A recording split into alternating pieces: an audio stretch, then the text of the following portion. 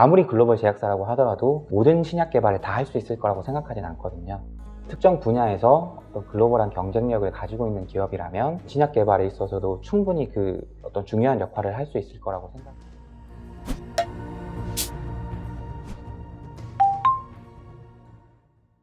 네, 저희 주식회사 제노팜은 그 인터페론 베타를 기반으로 한 면역항암제를 개발 중인 기업이고요.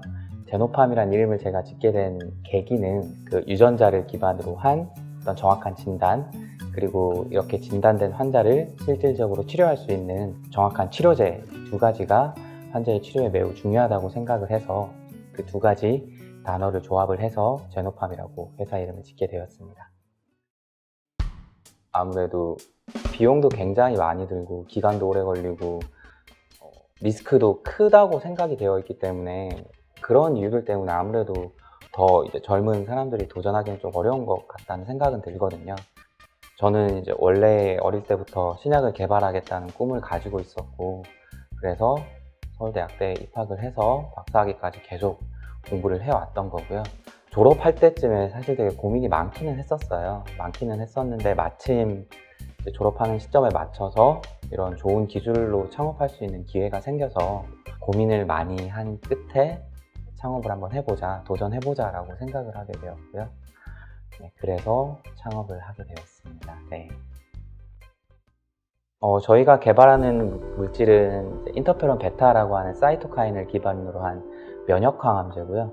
1세대 세포독성 항암제나 2세대 표적항암제 같은 경우는 암세포를 직접적으로 공격하는 물질을 인체에 투여하는 것이었다면, 면역항암제의 개념은 인체가 기본적으로 가지고 있는 면역체계를 활성화시켜서 이 면역체계가 암을 공격하게 만든다, 그런 개념이고요.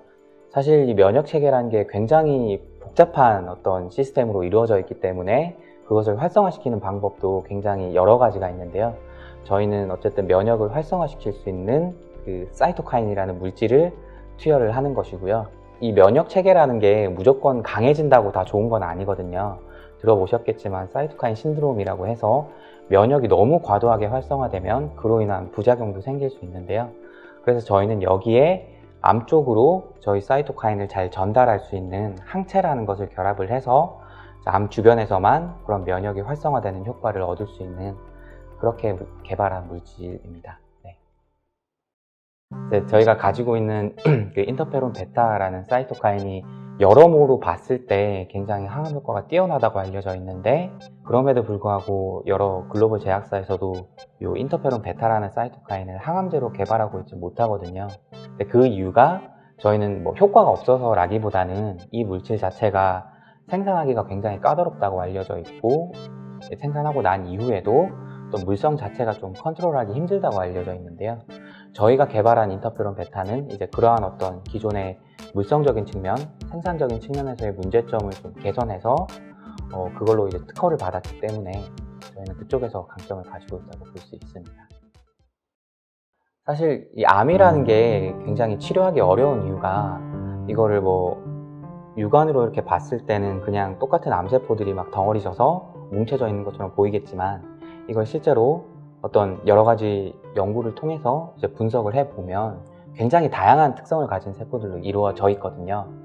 그렇기 때문에 이걸 뭐 한두 개의 어떤 암세포를 공격하는 치료제를 투여한다고 해서 완전히 치료가 된다고 볼 수는 없고요. 실제로도 기존의 1세대, 2세대 항암제들도 물론 그 항암제들로 인해서 어떤 치료 효과가 많이 개선된 건 사실이지만, 그럼에도 불구하고 부작용이 심하게 생긴다든지 아니면 일정 기간이 지나면 다시 해당 항암제에 내성이 생긴다든지 하는 문제점이 있었고요.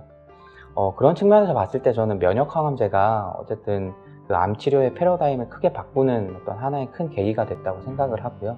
그래서 앞으로는 면역 항암제를 중심으로 해서 기존의 어떤 항암제들과 병용하는 식으로, 현재도 그렇게 이제 진행이 되고 있고요. 앞으로는 그런 식의 치료 방법이 많아질 거라고 생각을 하고, 유전적 분석 방법을 통해서 환자를 진단한 이후에 환자에 맞춰서 적절한 치료제를 투여하는 방향으로 가서 많이 들어보셨겠지만 그 맞춤 의료의 형식으로 이제 치료가 진행될 거라고 그렇게 저는 예상을 하고 있습니다.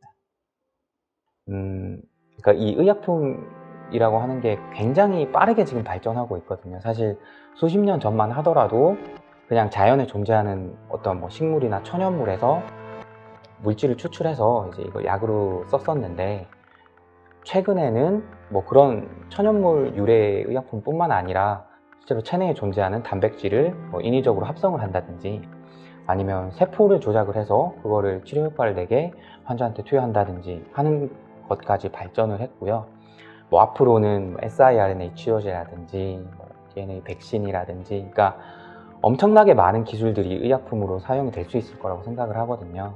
아무리 글로벌 제약사라고 하더라도 그 모든 어떤 가능성이 있는 분야에서 모든 신약 개발을 다 할 수 있을 거라고 생각하진 않거든요. 그러한 측면에서 봤을 때 어쨌든 특정 분야에서 어떤 글로벌한 경쟁력을 가지고 있는 기업이라면 앞으로는 신약 개발에 있어서도 충분히 그 어떤 중요한 역할을 할 수 있을 거라고 생각을 하고요. 그래서 저희 제노팜도 이런 항체와 사이토카인을 융합하는 어떤 융합 단백질을 만드는 분야에 있어서는 앞으로는 어떤 글로벌한 트렌드를 이끌어 나갈 수 있을 정도의 어떤 좋은 기업이 되고자 하는 게 저희 제노팜의 꿈과 비전이라고 할 수 있습니다. 네. 다양한 항암 효과, 뛰어난 확장성, 암 표적화 항암제, 이렇게 세 가지로 정리하고 있습니다.